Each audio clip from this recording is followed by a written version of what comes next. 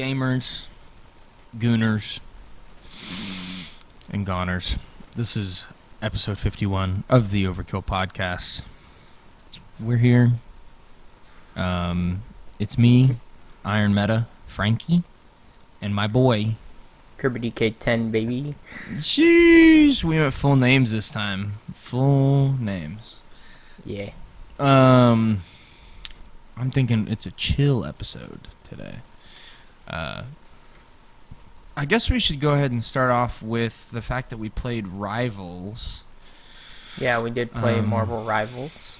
I played about 2 hours of it with one of our friends, and I don't know. It's just the gameplay to me. It feels very stilted. It doesn't feel as smooth as other games that are on the market, such as Overwatch. Just it in the characters, they don't feel like whenever you're playing tank, you don't feel like you're a tank. You just feel like you're a large DPS, pretty much. And yeah. I don't know. There was no tank that felt like that felt kind of like, Reinhardt or like Sigma or any of those kind of tanks. The good stuff I will say is the queue times are amazing right now. It's like 5 minutes or 5 seconds you get your queue pops pretty much. Yeah, we'll have to see how it goes on in the coming years, but at least right now, while it's popping and it's free to play, it'll always be free to play. But that model is kind of showing why it's a good thing. But I don't know. One of my hot takes is I think this game, within a year will be dead, and that might be a super hot take right now, but that's just my prediction. That's kind of one of the wild predictions that I have. I think, I'm gonna I would disagree with you for shits and giggles, but I fully agree. I think this game is dead in a year. I just, it to me feels like a mobile game. Kind of plays like one. Like you said, the tanks are just big DPS. Like they don't necessarily tank. Like playing Venom, I get what they're going for. They're going for you have shield tanks, you have movement denial tanks, and you have like AoE control tanks. Like I get what they're going for. I don't know. There's just something about the game. The kits don't make a lot of sense either. So I was playing Venom, but I think a better example is Spider-Man. And it's just because of, Spider-Man's abilities are just so scattered because it's Spider-Man, right? He has an uppercut where you uppercut and you jump up in the air with the enemy, and the enemy is hit up there with you, so you can punch them while they're in the air. And then he can, right-click and do web shots. You can do like 5 of them. And then he has a grapple mechanic that he can throw out some web and pull someone towards him. And then he has, of course, a swing, which is very janky. You can't actually control where the swing goes. It just goes to the nearest wall. So, as a kid, it's just an odd, string of events. And then it feels like that for almost every character in the game. Mm-hmm. Except for the real run and gun ones, the Call of Duty characters, right? Punisher. Yeah. And who's the other one? Star-Lord. Yeah. Iron Man. Like, the ones that are just kind of hit scan, DPS heavy, those feel pretty normal because it's hard to, really mess those up. But a lot of the characters are melee based because, they're superheroes, so it's very odd. Yes. One thing I do have to say that I do enjoy as well with the game is the hero synergy system, where basically if you pick Venom and Spider-Man, Venom gets extra HP, and Spider-Man gets to use a unique like symbiote ability that he can only use whenever he's playing with Venom. And I kind Mm-hmm. of like that where it's like you have different hero synergies, and I'm sure they're gonna add some. And I think one of our friends was saying they're gonna like switch them out every season and kind of like get new ones in there and fresh ones. I don't know how that's gonna work, Yeah. because that to me sounds like a bouncing nightmare, and that is one thing that I have heard the game, and just while playing it too, you can kind of just tell like there are some characters that are just way better than others. Um, Mm-hmm. and Yeah, the power scaling surprisingly, is not figured out. surprisingly, my favorite character was actually Jeff the Shark, which I wasn't expecting. He's kind of a healer. He has like a healing beam that he shoots out Yeah, get off. with his left click, and then his right click is the damage click, and he shoots out like a little bubble. Which kind of I feel like it should be flipped. I feel like the attack should be on left click, and the heal should be on right click. But Yeah, it I've never understood that part of his kit. It's just it's a strange design choice. and yeah, and then he kind of like can shoot out bubbles, and then the other ability he just goes into the ground and he's a little fin. You can still hit the fin and damage him, but he's so small and so agile while he's in that form, and he also heals himself while he's under. That you basically he's impossible to kill. I've only gotten eliminated like one time while doing it. You basically just go under water and you swim away and you'll heal up. It's kind of disgusting, but It is pretty um, gross. His ultimate's really obnoxious too, where he just eats you and carries you away. yeah. Other than that, I think some characters feel like very samey. Like Venom is basically just fat Spider-Man. Yeah. He has a little more range, Mm-hmm. and that's about it. I mean, he's basically just fat Spider-Man. So Yeah, he's fat Spider-Man with like no way to pull anyone towards him really. yeah. Well, unless he gets close to him first. So yeah, it's an odd game. I guess the overall question is, did you have fun though? Was it fun? I don't know. I mean, it was definitely something new and definitely interesting. I just to me it doesn't feel as good as other games. Um, and so for me, it was kind of like it wasn't bad, but it wasn't great. And I feel like that's kind of like the worst a game can be. Oh yeah, it's just Where- like mid. Yeah, just yeah, Oh my gosh, the cat's mediocre. nuts this episode. Okay. um. Um. So yeah, you're so on it. I would have to agree. It's just there were times where honestly I just felt like mute about it. I didn't have like a good. I probably had like a good time for like 10 minutes in like the 3 hours that I've played. And then I had like a bad time for like 5. But other than that, I really didn't feel anything. Like it didn't. It was such a mediocre game that like I don't care about it. Yeah, Which I think is the worst. I think you're right. I think anytime you get like one of those mid-tier games that just doesn't evoke any emotion, it's gonna be dead. And I mean, you can see that in games like Elden Ring. Like even if that game infuriates you, you're still feeling something, right? yeah, yeah. And then I guess this goes into the story here.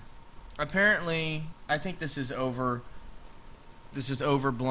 but this guy, his name is Ing, maybe that is his name. Overwatch 2's Twitch viewership plummets amid Marvel rivals rise.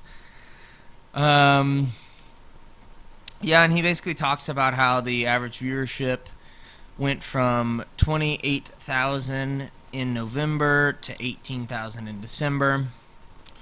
And, the peak viewership fell as well. Honestly, that's not a ton of people. I mean, that's 10,000 people. So, and then Rivals had a peak viewership of 275,000, and Overwatch's dropped down to 64 whenever Rivals came out. So, do we think? So that's about half. Yeah. Do we think Oof. it's related to Rivals? Do we think? I think it probably is. I know a lot of people that love Rivals already. It's scary. Yeah, it's probably due to Rivals. Although the question is like, is this just like a phase? Like, here's the question: if Overwatch 2, if they move quickly and add 6v6, let's say, I don't think this will happen, but next season, if they add 6v6 back, do the players go back to Overwatch? That's the real question. And I wonder if they also are thinking, Blizzard is thinking of doing or reworking a couple characters whenever they go back to 6v6. Because they've already, in the playtest mode, they reverted Roadhog back to his, pre-5v5 state where he has like the little trap. And I quite like Roadhog not having the trap. I know some people like it. I hate the trap. I don't think it works. Player. I don't think it works with his kit. I kind of understand the idea, like you place down the trap and then you hook someone into it, but that doesn't really happen in most situations. It does. And it does if you're like really lucky. Yeah, it's probably like a 10% thing. I mean, maybe if I'm just better, maybe, but yeah, it doesn't work how you. It's not consistent enough to make sense, I don't think. Also, one thing to kind of go back to Rivals is like it's third person, and I think less people like third person stuff. I think most people like the first person shooters more. And you see that where it's like Rainbow Six as a game was always like third person, and no one really enjoyed it as much as like whenever Rainbow Six Siege came out. Everyone enjoyed that because it was first person. I think I think it works better, but yeah, I agree. Definitely agree. I don't know. We'll probably be uninstalling Rivals, or at the very least not playing it. I know that. Yeah. Oh my goodness, cats. Why must you shake everything? Oof.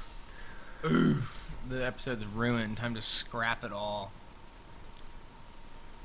Yeah. Oh, dude, we got the 2 Pokemon stories. Here we go. Wow. Based. Well, I guess I'll go first. Yeah, we'll start with yours because it actually kind of goes into mine as well. Okay. Well, Pokemon Go is ending support for some devices soon. So, Pokemon Go, they are phasing out support for 32-bit Android devices. Ooh. I believe the last time that the 32-bit Android devices were even patched was in 2017. I believe the last one to come out was the Samsung 13A. I would not know. And that was, I believe that was like way back in 2014.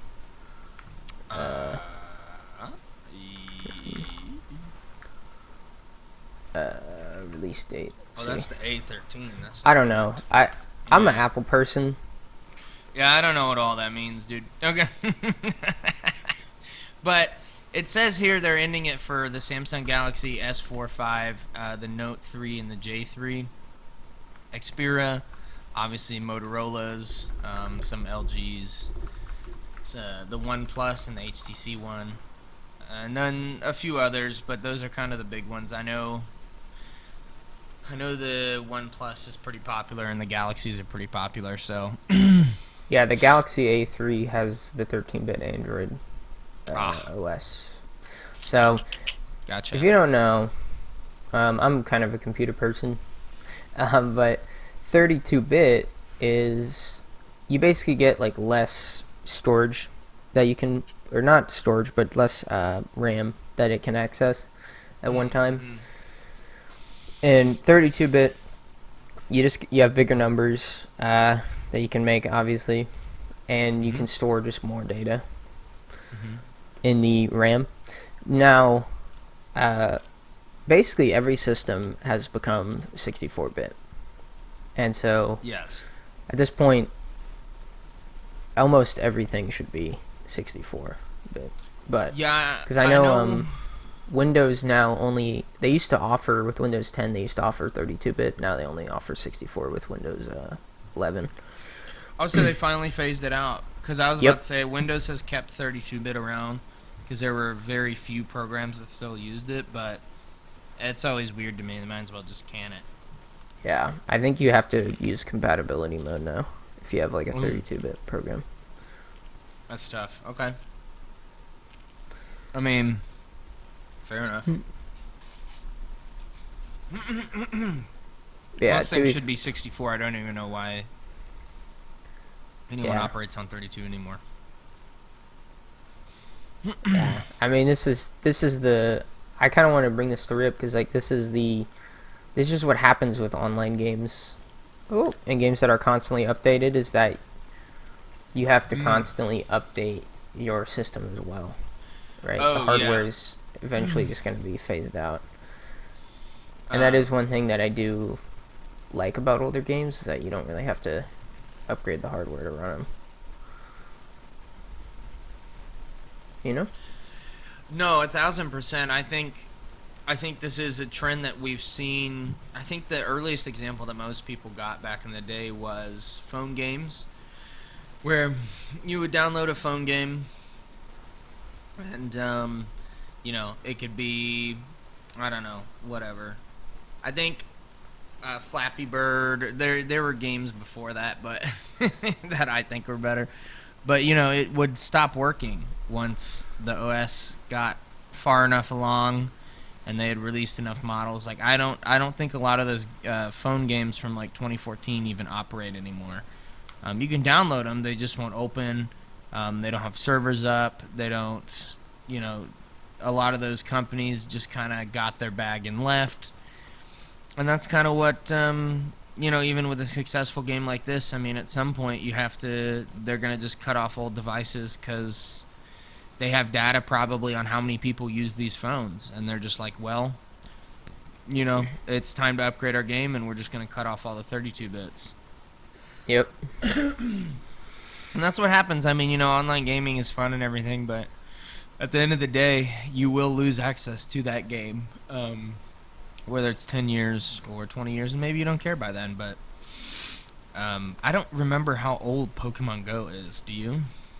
Yeah, it came out in 2016. So they're ending support. They're ending support for devices that are older than 2015. So, I mean, if you've had a device for that long, it's probably already slowed down by this point. Mm-hmm. By all the updates. But and also the battery life is low, all that. The batteries more ran through. More ran through. Yep. Specs, bro. Okay. Yeah, I don't even know. My guy's thinking about being ran through. So they got no.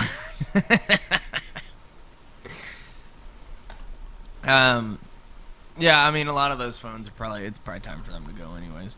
This ties in to Pokemon Go's new news, Unova Tour. They are having an event, and I believe this is the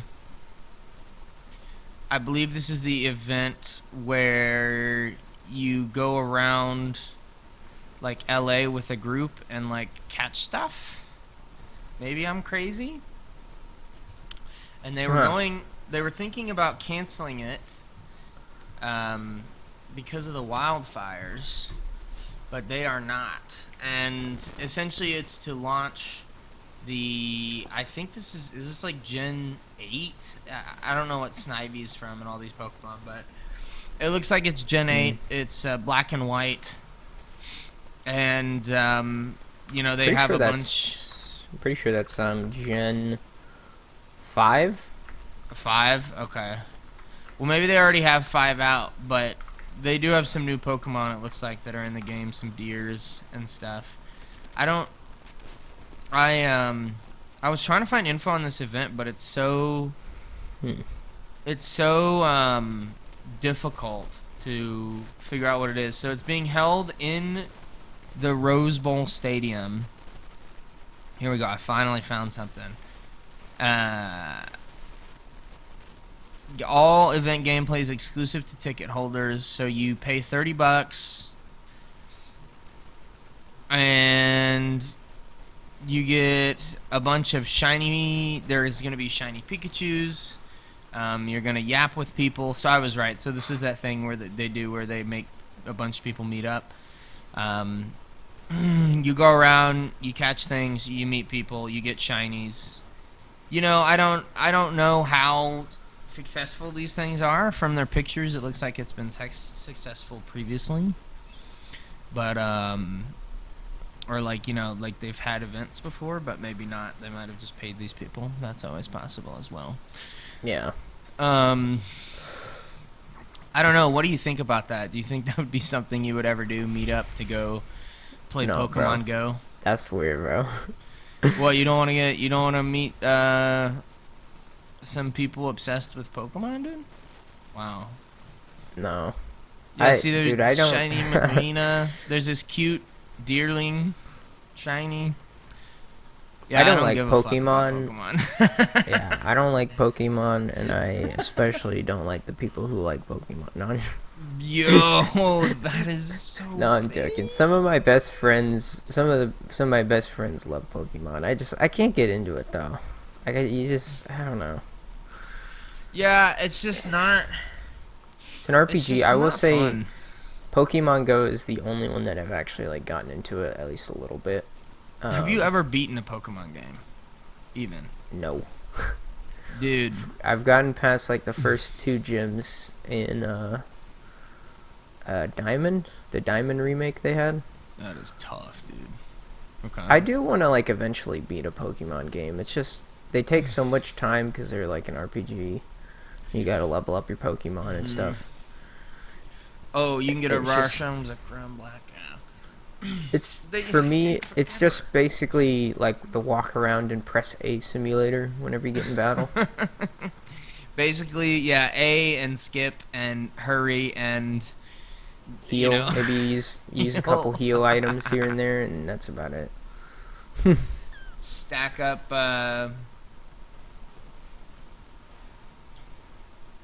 Stack up a bunch of just dialogue options. It's so boring. So, I agree you probably should beat one at some point, but just based off your experience, you're not going to like it. I remember I beat Shield because I lived in an apartment with a friend at the time, and he had Sword, and he wanted me to get to the end so I could get, and I was the only person he knew that had Shield. Everyone else bought Sword. And so he wanted to trade the legendaries at the end. Trade them once and then trade them back again, because you have to have the Pokemon in your inventory at least one time for it to count that you've ever owned it or whatever. Mm-hmm. Yeah. And so I remember whenever we got snowed in for a week here in Texas, and I remember playing Pokemon for 10 or 8 hours one day with YouTube videos playing in the background. Not talking to anyone, because I did not. I was just a vegetable, not thinking, pressing A. I would occasionally switch things on my team and just keep spamming A. It was so brain dead, I barely had to try. I was oh, water Pokemon. All right, time to throw out grass. Right, just. Just dumb stuff. I didn't even use any special Pokemon. I just had one of each main type, and then some random ones. Just I had a team that was serviceable. And after this 8 hours, I wanted to die. I was apparently like 2 hours away from the end of the game, and I could not care less. And like my friend, I went out there whenever he got back from work, out into the living room, and he was just sitting there, just going around the open world, killing the big ones and catching and carrying. And I was like, dude, I haven't caught a Pokemon since like 6 hours ago because I just didn't care. I was killing everything that moved. And I guess I say all this because I had to shut my brain off. It wasn't enjoyable. It was kind of like Rivals. I didn't feel anything. And so you go back and I'm telling him this, and he's like, you got to finish the game. You got to finish the game. You got to finish the game. And this snowstorm lasts for another, like, 4 days. And by the 5th day, he's like, come on, you're so close. Just finish it. And I'm like, oh, fine. And so I booted up while I was just watching, like, anime. And I put my, like, 100% focus into the Pokemon game. Because I'm like, all right, I've never beaten one. We'll see what the story's about. And it was so boring that I just could not give a shit. And apparently that's how all Pokemon games end. They always end with your rival betraying you, or the evil guys getting killed or beaten up, and then your rival betraying you, or your friend betraying you. Like they're all the same basically, with little twists. And I was like, wow, that was so pointless. And no shade to anyone that likes Pokemon games. I just think it was so mindless. It was numbing. And at the end of the 2 hours after I beat the game, he was like, see, that wasn't so bad, was it? And I looked at him like, dude, I will never beat another Pokemon game. I've sold all of my Pokemon games. I had a bunch for the Switch. I had the open world one. I had Shield, and I had Violet, or one of them. I don't remember which one. I got Diamond and you got Pearl, I think. Yeah, the remakes. I'm pretty sure I just returned them to GameStop for like $20 a piece, which is really good for a GameStop return. So, that's why I did it, because I was like, $20 is amazing, and I'm never gonna play this shit. And hopefully you don't want to play together, but yeah, I got rid of them. I could be tempted. It's fine. I could be tempted back into playing another Pokemon game, but every time I buy one, it just sits there and never gets played. Fair enough. Sorry, yeah. that was a big rant, huh? No, I get that though, because like they're RPGs. Now I will say, the Arceus one is more of like an action RPG, from what I understand. Mm-hmm. And those kind of games I actually do enjoy a little bit, because they have a little bit of action.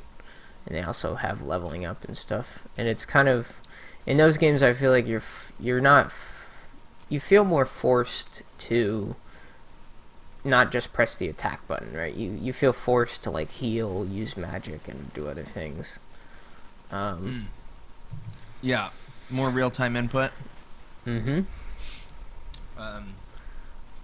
I fully agree. I was playing Tekken last night after you had went to bed in one of the art Discord servers, and I was streaming it, and I was playing King, and they're like, you are like spamming buttons so quickly, like and I'm like, yeah, because that's the kind of game that like is exciting, and Pokemon is just not that. I will say the Arceus game, you might actually like that. That might be the only one I regret returning, only because it was the one that I was most interested in, but I just never, I barely play the Switch, and I barely get it out. But yeah, you should definitely try out Arceus. Mm-hmm. What, well, any updates on Kingdom Hearts? I know it's not on the... Oh, yeah, no. No, well, kind of going into the action RPG thing. The Kingdom Hearts co-creator gave an update on Kingdom Hearts 4, and he said that it'll mark the beginning of a new storyline called the Lost Master Arc, which has been described as the beginning of the end for the Kingdom Hearts saga. And then after this, let me see.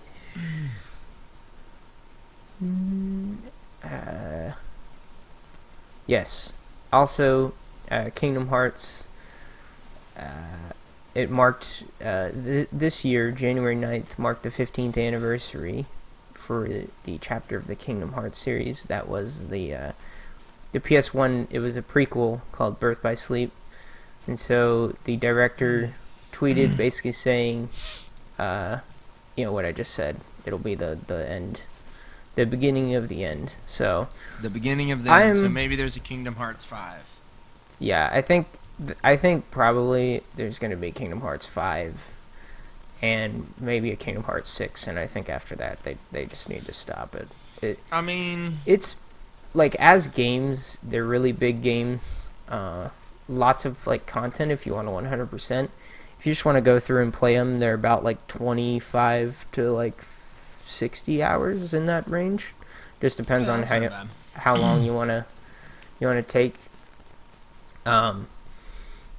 And honestly, I mean, the series has been going on so long that you have to play like 8 games. And some of the games are like smaller too.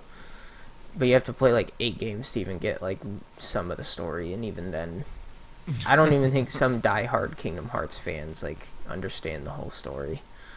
No, I don't even know if the story is that coherent. I always remember in school, whenever a new one came out.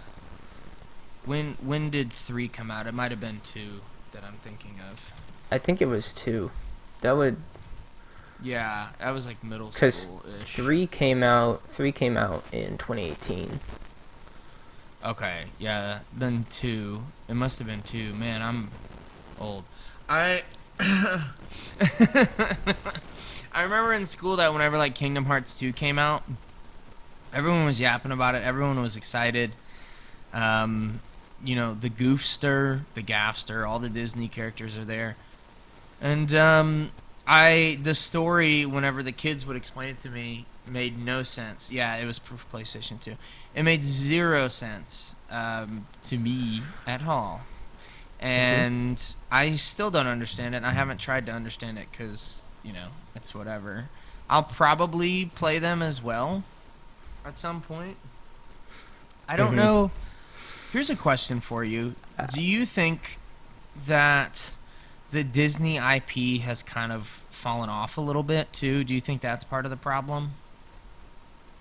I think so. I think the fact that, like, I don't know, most of the Disney stuff is really bad now, and that's why I actually really enjoy Kingdom Hearts 1, because it has a lot of like the older, you have like Alice in Wonderland, and you have the only newer thing that it has is the like Prince of Persia, or what's that? I'm trying to think of the movie, Aladdin.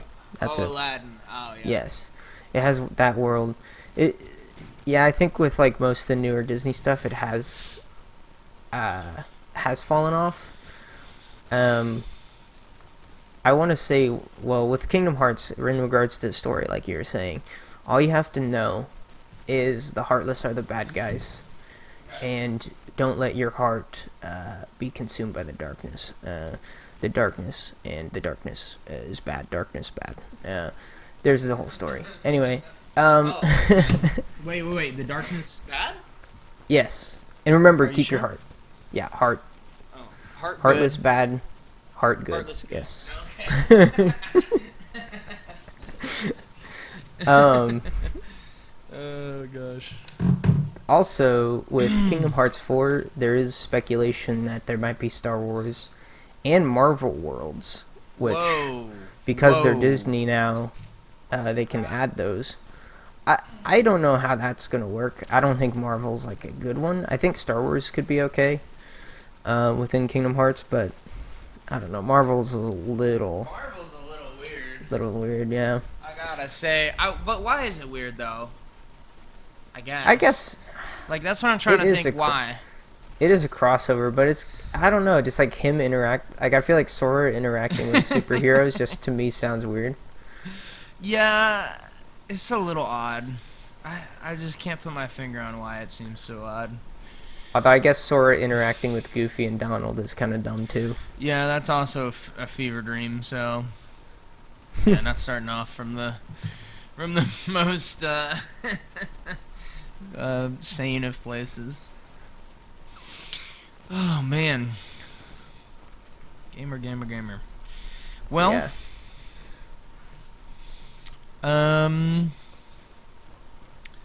I don't even know if we want to talk about this next one. Are we good with Kingdom? I don't have Yeah, I much think to we're say. good. It looks great. At least the images that they keep showing of it, it looks great. Well, I guess we'll cover this story.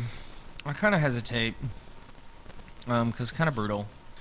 But there is a little Indonesian external development studio that has worked on games like Age of Empires 4 and Assassin's Creed Shadows. And there was a report that came out about all these companies that had crunch culture. And this company, Brandoville, there has been a lady that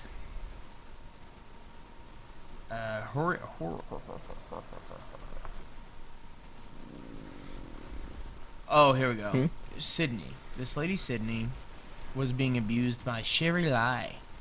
And in this company, there were allegations that she would make this woman slap herself 100 times or bang her head against the wall 100 times, yell and scream, would take parts of employees' checks. This is the boss, this is the supervisor that runs this whole company. There is just all kinds of like crazy crap. And in August of last year of 24, they went into liquidation, and now they're retrying their hand at getting stable again. But this is just kind of crazy to me because I don't know how, like, why gaming seems to bring in insane, like, developers. You know, I just don't understand how it's always the case. They're always nuts. I just don't get it. Yeah. What am I? Let's see. Well, also it says here in the article, further included imposing daily Christian worship, forcing Sydney to write lines like a school child, daily check-ins over WhatsApp of her outfits as part of quality control, and humiliating her in front of colleagues. Ooh, yeah. Now, this is very Christian behavior. Very Christian. Dude, you're so right. Man. You're so right. Yeah, kind of a tough one. I just thought I'd bring this up because I don't know if you had really any thoughts on like the abuse of all like the gaming employees more recently. I think it's been pretty rough on it's been pretty rough out here for some of these people. Yeah, it's really bad. Although this happened in horrific. Indonesia, so I mean, Yeah. yeah, kind of expected. Although here in the States, it is. I mean, Here in the it's not States, as bad it's as much more this. of a It's much much more more of a like just kind of grind you down, crunch. like, mentally. Yes, it's like crunch or like asking to work over like way too much overtime, or grind you down. although I guess not really because they had the whole Cosby suite with Blizzard Oof. Yeah. and Treyarch like bullying that one employee. Oh yeah. Until they Yeah. or drinking the breast milk and stuff. I don't know. I just No. I forgot about that, bro. Kirby's like, I'm My gonna little get some Milky. breast milk.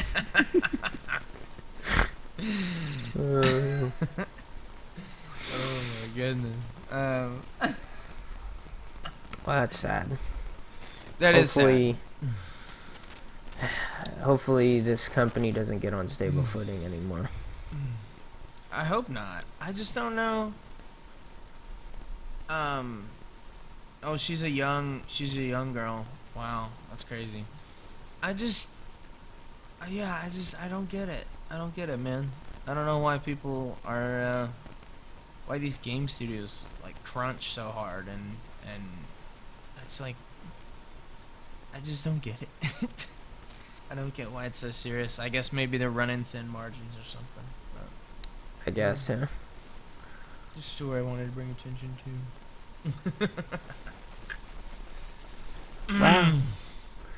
Well, typical. Sad. I think that's it. Well, any positive things?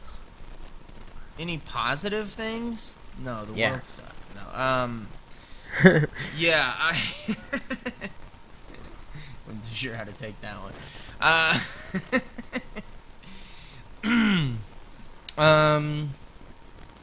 Yeah. I've been getting back into Kingdoms. If y'all have never played Kingdoms, you need to play Kingdom. It is a little indie game where you ride around on a horse and you upgrade your village. And depending on what you put gold into, different things happen. Sometimes, you can put it into walls, you can put it into archer towers, you can put it into,